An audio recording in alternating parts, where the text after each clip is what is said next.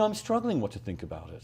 There's no question that there is a rise in reactionaryism across the world, that at a period of extraordinary demographic change, along with the culture and economics, there is a quite predictable and not exactly surprising retrenchment across the world in favor of more traditional ethno-states, which have been the overwhelming norm in human history until the last 50 years. But it might be very hard to preserve now. It might be. It also, it's still an open question as to whether the alternative is viable. I mean, that's the deep worry underlying all this, is that in fact we've only lived in these multicultural societies at the degree and variety in which we currently live for maybe 30 or 40 years. That's right, at most. In the history of humankind, that's a blip. Right. And so far as we can see what's now happening to the Western multicultural democracies, they're all in some sort of spasm of identity, which is with enormous amounts of panic and cultural anxiety and self-harm as a response to it. I'm just looking at my own home country, Britain, where they're committing economic national suicide because they just can't handle the pace of change. And I'm not in favor of the economic suicide, which is or the destruction of Britain as an international force, but I do think it was naive to think you could have this massive change overnight without some kind of reaction to it. I mean, I think that was, and when that reaction happens, not to see it as some sort of obvious, predictable human response. So the change you're talking about is the sort of decline of the old order, the orderly ethno-state, and this seemingly, in some places in Europe, and Trump would say here, out of control multicultural surge. Well, let me give you a statistic which kind of staggered me when I first read it. In the year 2015, more people immigrated into the British Isles than had immigrated in the entire period from 1066 to 1950. Wow, that is staggering. It is staggering. I mean, this is a huge demographic bulge that they're dealing with. Projections now of the British future population are somewhere around 80 to 90 million. They may overtake the Germans because there's been such a huge influx into the country. And it's not that big a country, it's relatively small. It's never had to absorb close to 1 million new people a year. And when the British see, my family members voted for Brexit, so I can see this up front. And when they notice these are, you can call this racism if you want, go ahead.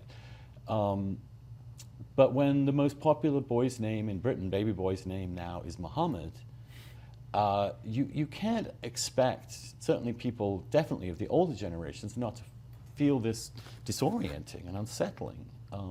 So we can expect an upheaval. Yeah.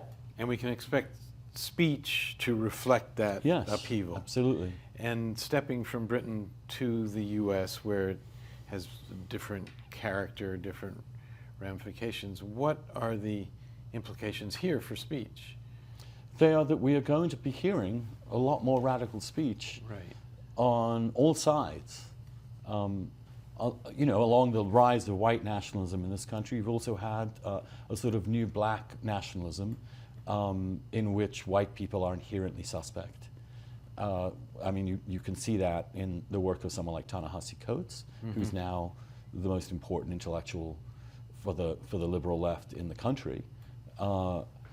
And the goal of a free society is not to panic at this, to allow this to actually take its course. It's a natural phenomenon in the context of this kind of social change. It's going to result in some horrible things. It may even result in disasters like the Trump presidency or Brexit. But it's not as if, without that context, if you have no idea of that context or history or demographics, and you just suddenly see people being racist, you can jump to the wrong conclusions. You can overreact to what is happening. And there seems to be an inability of some people to understand that humans are not that good a species, that we're not good people, and attempting to make sure that everybody is virtuous all the time and aren't expressing. That's a very difficult assignment. It is, but what it does, if you're not careful, in my opinion, is it actually increases the power of what you're resisting. And it could be by pushing it back very far and past, you may get a worse response. That's my concern. That by telling Trump voters you're racists and bigots, Right. And privileged to boot, you're not actually going to get them to weaken their attitudes. You're going to get them to double down on it. Sure, and it's not just going to go away, and if you try to shut them up and they don't have outlets, it will go underground and it will It'll thrive. get even worse. Right. And it has gotten even worse partly because of that. I mean, the alt-right's emergence online is, especially among the young, is, I think, some sort of response to the increasing sense they're not allowed to say what they're feeling. Right. I wrote something out of thinking out loud about this.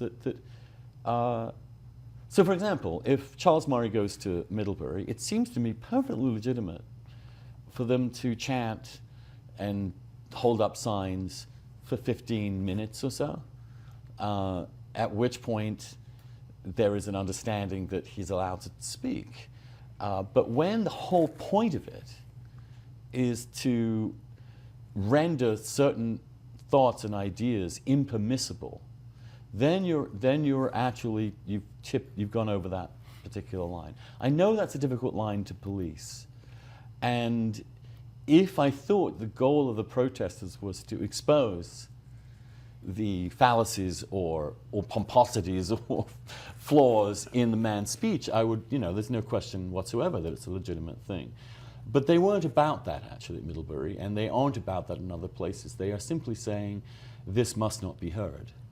Right. They are saying this, to hear this, to tolerate this, to sponsor it, demeans us. Yes, and also harms others in some way. That psychological harm. Some psychological harm, which is, one's always psychologically harmed when proven wrong about something. It's, I don't like finding that I've made an error, in my writing. Well, or I don't know if something. they're being proven wrong, but they're being challenged in a way that they find insulting and, in some cases, well, more demeaning. than that, because the argument actually is that he's destroying the lives of minorities.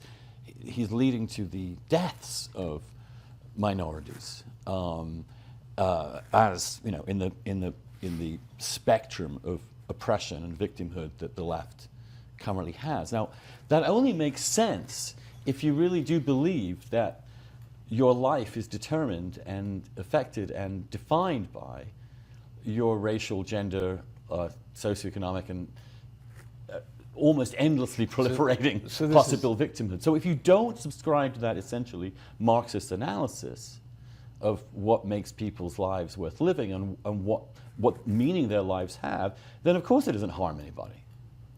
But if you buy that, of course speech, but Marxism has never defended free speech. Obviously harm is... No, that's right. So it's important to make a distinction between using liberalism and free speech to counter bad speech and to come from a worldview in which all speech is essentially harm by anybody who is in any way above you in this hierarchy of oppression, and therefore it's just violence.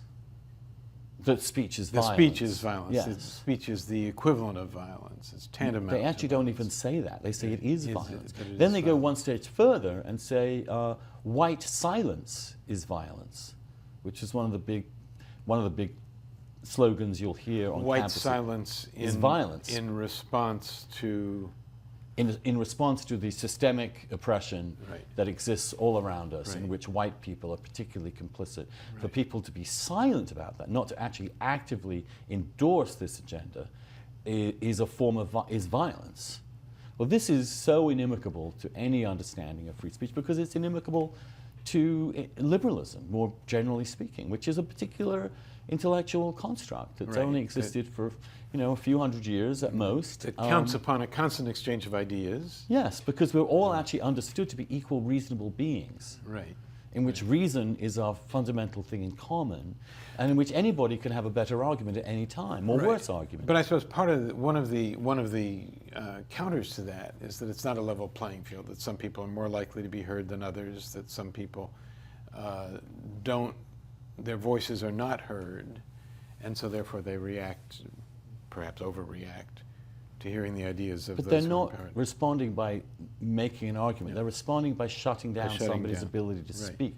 That is the critical difference. Because look, if you are a free speecher, you are going to allow the white supremacist his moment, just as you're going to allow the Marxist or his moment. There was always, and that I is think that's a pretty well accepted principle. As appalling and as heinous as some of that speech might be, I think maybe in America it's kind of still accepted, but it's obviously under profound erosion, and around the world in the history of mankind, it's a completely outrageous idea. So say some guy, some neo-fascist or white supremacist or racist or anti-Semite. Well, let's talk about someone on the far left. You know, someone who's arguing that white people are inherently evil. Well, all right. Either case, we could say. It's funny how there's no protest of that. Oh, I think there campuses. is. I think there is. I think there's protest of that. It doesn't get You'd as have to much protest attention. every class. Well, there's a lot of classes. Well, again, in you and I humanities. don't agree on the extent of this, but I think there's plenty of protest of doctrinaire teaching, speaking that doesn't allow for another side, that assumes there's a single answer to every question, and it's just a matter of reciting it back. I don't see any evidence of the protest against that at all on campuses. Well, I'll have to Show me some I'll have to incidents. provide you with some examples of it. It does say. I mean, there are some cases. Again, they're not as well publicized, but there's a faculty member at Princeton who gave a commencement address at Hampshire College in Massachusetts, and who there were some cell phone videos taken of her, and she had death threats, and she was told she'd better not speak, and she had to cancel speeches. And Because what did she say? well, because she insulted Donald Trump in her particular case. Well, that's not what I'm talking about. I understand. You're talking about something more profound than. Yeah, I'm than talking insulting Donald about Trump. you know, people whose neo-Marxism defines their worldview and are in a liberal university, which is a repudiation of that worldview. Okay, well, we have to go on. Right. But I'm going to insist that that's incredibly important. You can't understand what's happening in the free speech debates on campus without understanding the entire structure of the university is designed to foment a certain ideology based around identity. Well, the identity, what's led to identity politics has ultimately been very harmful. I would agree with that. When everyone must be defined by a very specific identity rather than. But that's by not a choice on ideas. campus.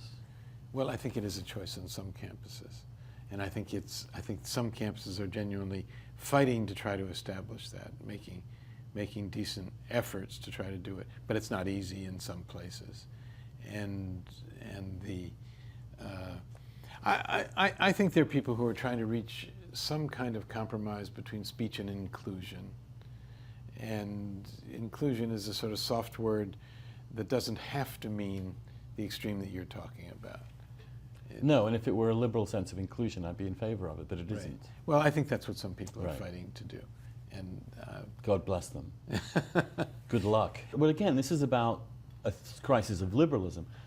The lack of an understanding that, yeah, you have a point, I have a point, maybe I'll win this election, but it's okay if you win the next one, because we're all in this together, and at some point these things will reach some sort of synthesis, as opposed to we have to win everything now, and your existence is a direct threat to us, which occurs on both sides, this sort of tribalization.